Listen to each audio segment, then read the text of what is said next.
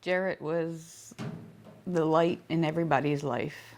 He was the person that when he walked into a room, the room lit up with not just his smile, but his energy. He was the most giving, loving person I've ever had the privilege of knowing and the honor of calling my son for 25 years. He was a friend to everyone. He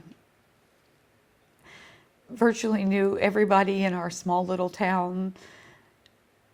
No matter who you were, it didn't matter if you were a neurosurgeon or a homeless individual on the street. He would take time to talk to you and make you feel so special. He had a gift of making everybody feel so accepted, so loved, and important. He made everybody feel so important.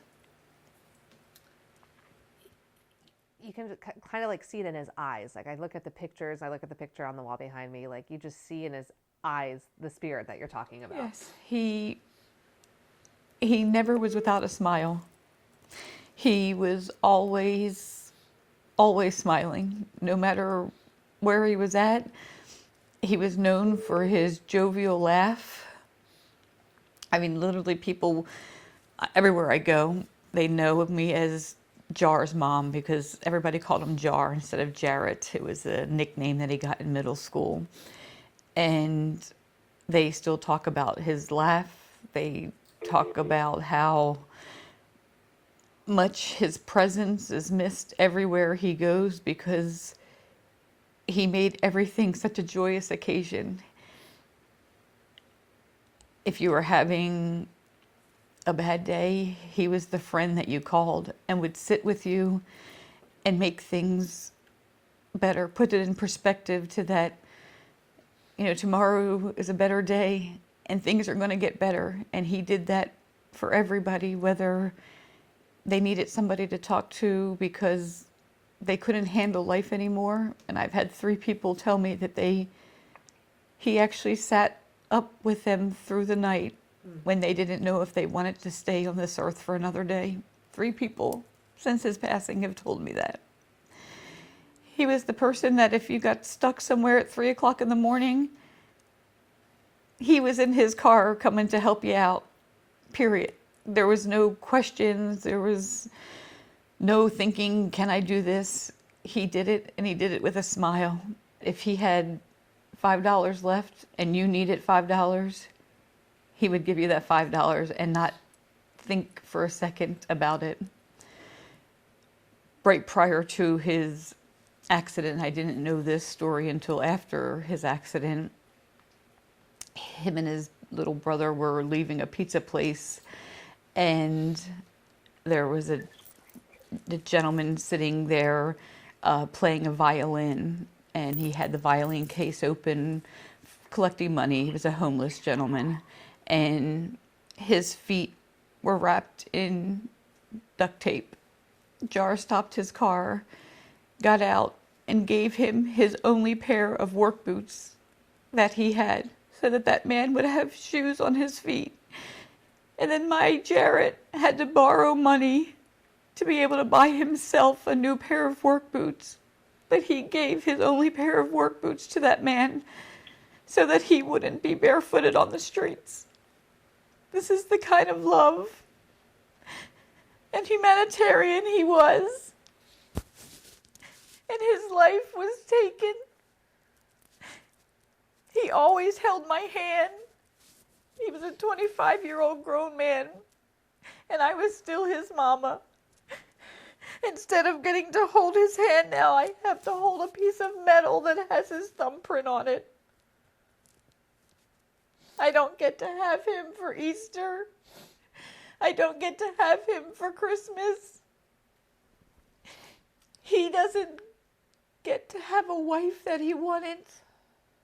He wanted children, and he would have been the best father.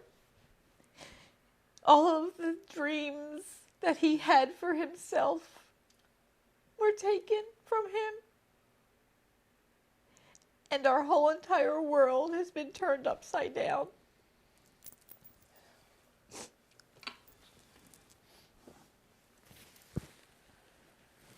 Beyond upside down. We don't know how to function. We try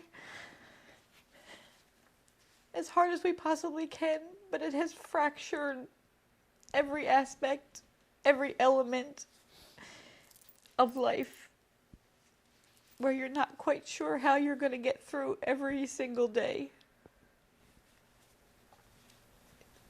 That's what, I mean, just how you describe him, you know, it's been how many years? Today is 21 months. And it's not gotten any easier. If anything, the longing for him has gotten worse.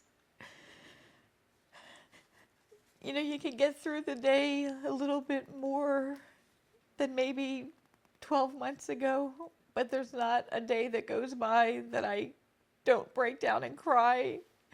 I wake up in the middle of the night talking to him. I wake up in the middle of the night seeing the horrific incident that took my son's life. I dream that he's actually standing there, and I wake up, and for 100th of a second, I think that he is here, and then my reality hits every morning. That's every morning. I maybe have 100th of a second before reality rocks my world all over again, that this is not a dream. My Jarrett will never be here with me again. He won't be the best man in his brother's wedding. He won't be the uncle to any children that his siblings have. He won't be a dad. All of the hopes and dreams that you have for your children, his were taken from him. 25 short years, and all of his life was snuffed out. Did you get a phone call that night? We did not get a phone call. He was coming home from Gainesville. He sent me a Snapchat around 10:25 saying, "On my way home, Mama." And somewhere around 11:45, my youngest son just knew that he should have been home by now. So he called him and he didn't answer the phone. And I got up and said, "What's going on, buddy?" And he said, "You know, Jar should have been home by now and he's not answering." So I started calling, and we were both just calling and calling for about an hour. And then my daughter had been out and she got home. She started calling. I was calling all of the hospitals, calling the Florida Department of Transportation, I guess it is, calling to find out if they had any accidents reported, calling the state troopers. We were just calling and calling until about 3:20 in the morning, and we weren't getting any answers. All we knew is that there had been multiple accidents on the road, but they had no information to whom was in the accident. And my youngest son said, "Let's drive the way that he would have driven."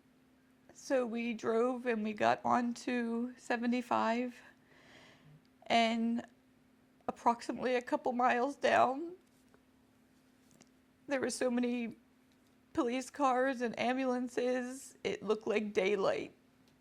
The amount of emergency vehicles that were there.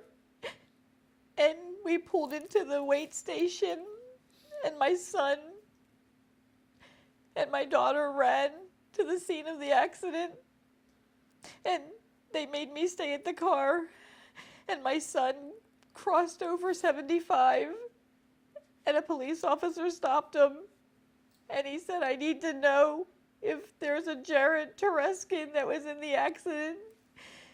And they said that they just found his identification and he was deceased and had already been taken to the morgue because he was already dead, they said, when the paramedics tried to work on him.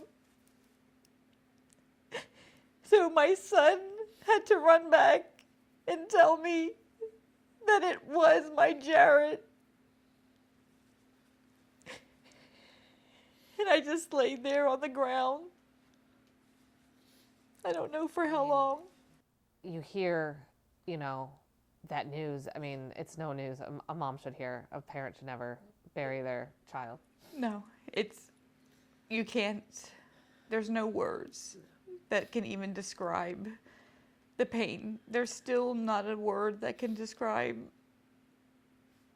the massive hole of emptiness, and that doesn't even compare to the inner pain, the outer pain, the emotional pain.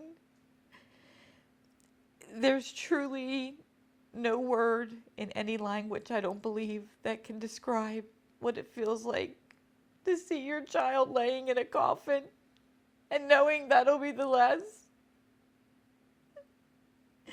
vision you ever see of him.